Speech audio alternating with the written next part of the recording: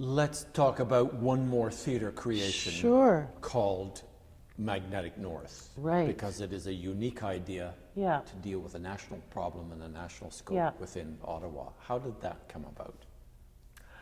Well, a group of individuals, theater directors mainly, I think, and thinkers across the country had been feeling for years that there needed to be a national festival, that our country is so big and we often do not see or have an opportunity to see work that's happening in other parts of the country. And that wasn't a good thing, and they were absolutely right. And so the National Arts Centre was a part of that, Marty Meriden and Victoria Steele. Are they going to come out of the PAC conference in 2000 in Charlottetown? That would make sense, right? Charlottetown, we're going to have a national festival. Anyway, they had worked on that, and Heather Redfern was huge in it. She was running Catalyst Theatre at the time in Edmonton. So they had this dream, and they raised the initial money, the initial grant money, to do this festival. And then they advertised for someone to take it on. And I got the job. It's the only time I ever got a job as an artistic director. The other jobs I made, this one I was actually given the job, right? So I like to point that out to people that I was actually hired for once. I don't mean like gigs, I mean as an artistic director. So it was extremely, it was so overwhelming. I mean,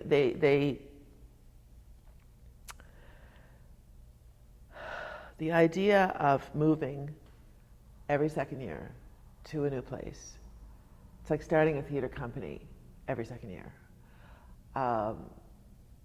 Because you have to not only find the audience, find the support, the government support, the corporate support. It's like... Did it take its ideas from the European City of Culture? No, I don't think so. Because they have a City of Culture yes, that I know, that moves year around. to year to say, how do we move a culture hub? And they choose city to city, and they invest money as it moves.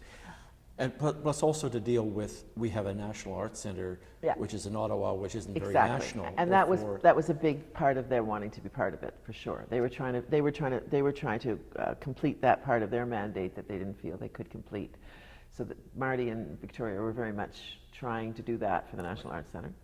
And then everybody else was trying to do it probably for their region. Interestingly, Ken Gass was on from Toronto. Toronto has always been kind of the weakest link.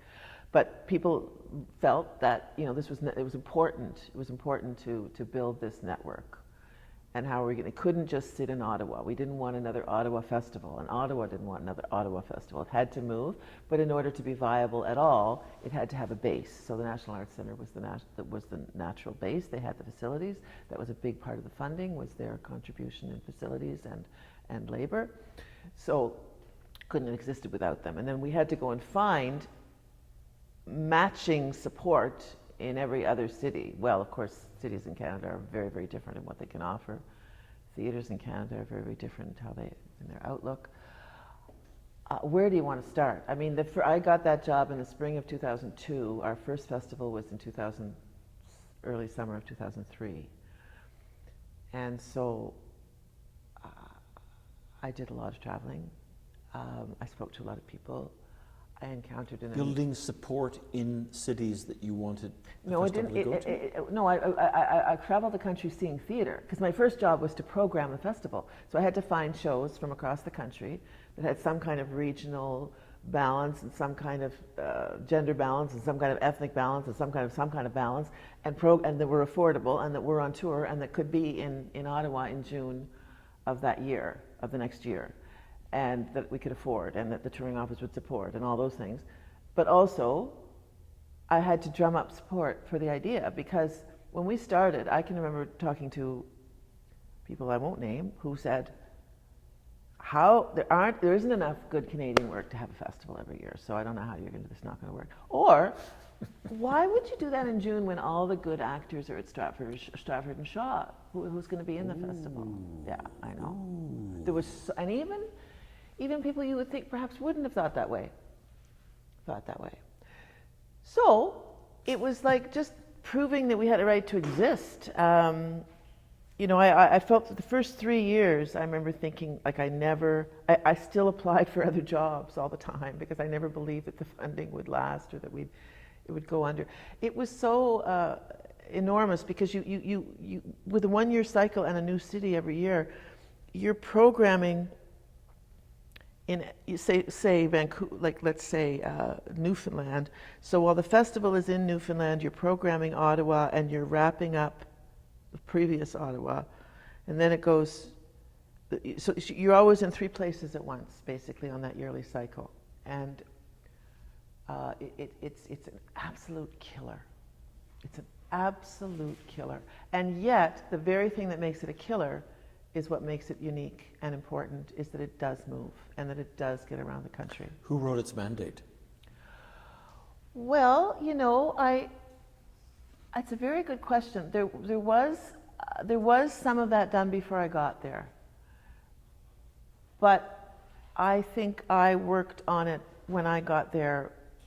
We revised it with the board and we worked on it. I know there was something before I got there, the basic idea of a moving festival, but I certainly worked on it for those first few years. And Sarah Stanley and Sarah was my associate, and those first 2 years we did a lot of kind of laying out what this would actually look like, how this would actually function. And how successful has it been? Well, again, I'm not totally up on the current. We were very successful in the 5.5 years I was there. We were in 4 cities plus Ottawa, and I left the company in. Barbara Howitt was my general manager. She was excellent. We had a great relationship, and great credit to Barbara for this. We left in a modest surplus. So I feel, and I was very proud of the programming that we did in those first 5.5 years. But it's an exhausting model, and I'm not sure, it has to change, it has to evolve, it has to, even when I was towards the end of my tenure there, you can really feel that everything now is towards the international, right? It's all international, international, international, and the Push Festival, of course, is a great example of that. And so, but how do you become international? Like, you're trying to cover the whole country. You're just still working on this big concept called Canada and trying to make it viable. And yet, so one of the ways to do it might be, for example, to just do one country. You know, just do a France year or do a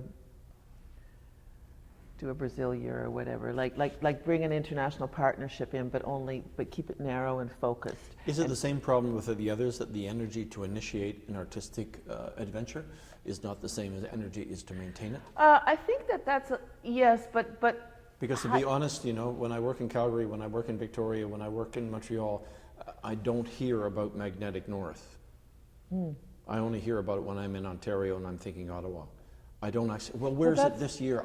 It's just not on the radar. It's not on your radar. So such a wonderful national idea to address these needs, really from, I don't see it. It's interesting. Well, partly you don't see it because it isn't in those cities. The city where it is every second year is Ottawa, so Ottawa has a presence. Yeah. I think if you talk to Newfoundlanders in 2006, they would have certainly talked about Magnetic North.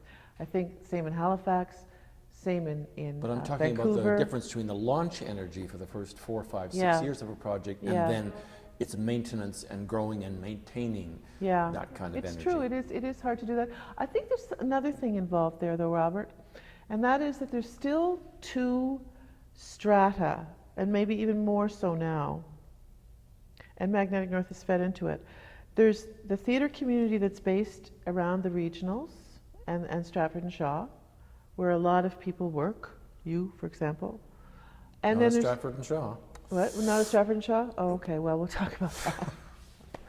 Me neither. But anyway, then there's all these incredible independents, which when we started Magnetic North, there were like the senior ones like One Yellow Rabbit or Dada Camera, and now there's hundreds of them.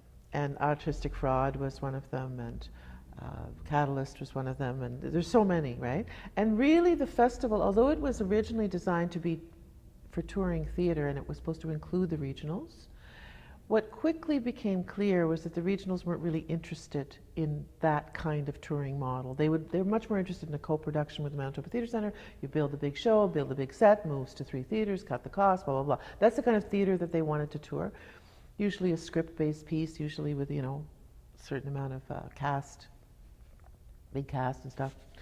So we found that the people who really wanted this festival were the Volcanoes and the Dada Cameras and all the ones that have come after that. And there's so many of them now, really established, electric companies, new worlds. And do you think that's a healthy, interesting thing, or do you think that's a Well, problem? what I'm saying is just to address your issue of not being aware, when I go to Vancouver, the companies that I know there, like New World and Electric and whatever, they're all very aware of Magnetic North because they work in the touring festival world. That's where they take their work. Whereas if I went to the Arts Club, I'm not sure anybody would know anything about Magnetic North unless it was happening in Vancouver that year. Because I think there really are two theater worlds in this country that sometimes overlap, but often don't. And the festival world, which is where Magnetic North is, part of the festival circuit, is not the same as the regional circuit. And so it's quite possible for